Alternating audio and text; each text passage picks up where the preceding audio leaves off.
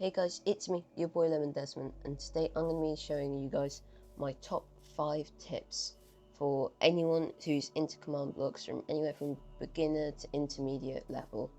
So some of these are going to be sort of like very specific, and some are just going to be general advice that I think is pretty good for anyone starting off in the command block world.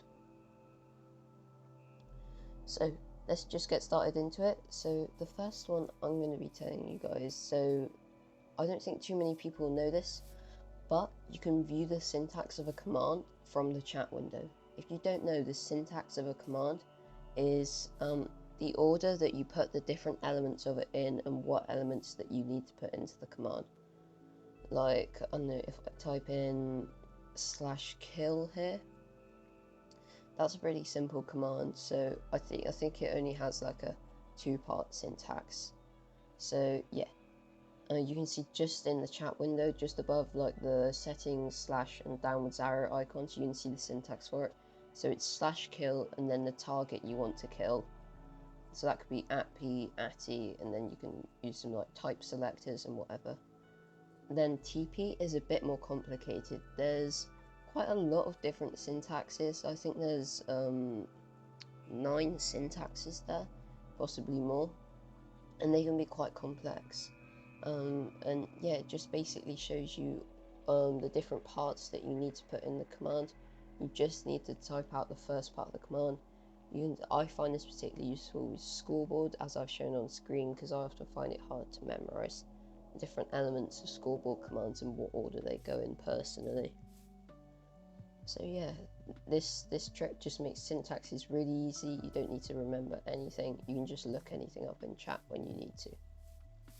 My second tip is particles are your best friend when making command contraptions, or just any decorations. You can see this brewing stand. I put a little flame particle on the top and it looks like a Bunsen burner. I mean, I already want to take a splint and burn it on it.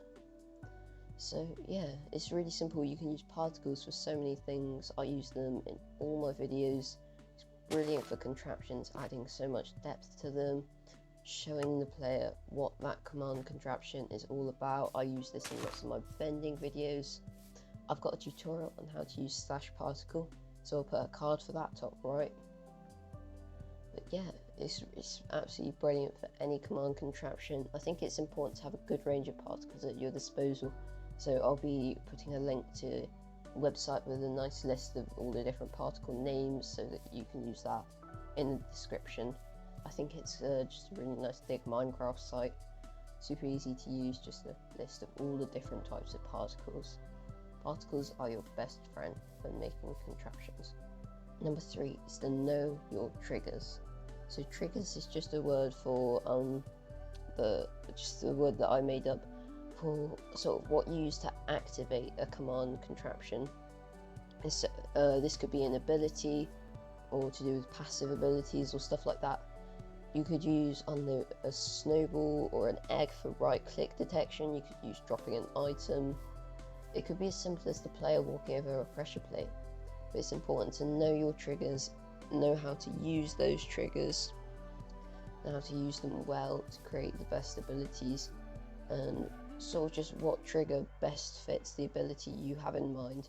This even applies for passive abilities like, I don't know, fire mages get a boost of power when the sun is out. The trigger for that would be the sun being out or a daylight detector. But yeah, triggers just super important for any command block contraption. All my videos you can use triggers. So number 4 is strive to immerse the player.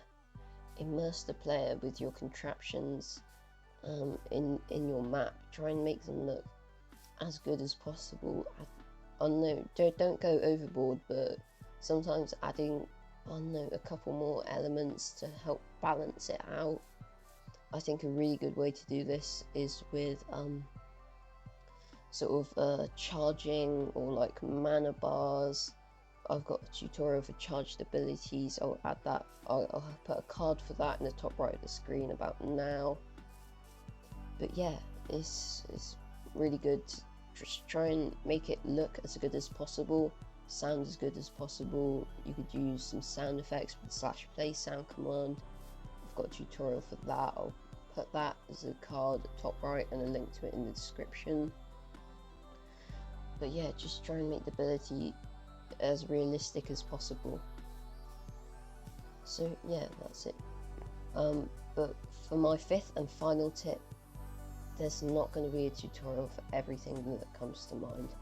All your ideas, you're not going to necessarily be able to find a tutorial for them on YouTube.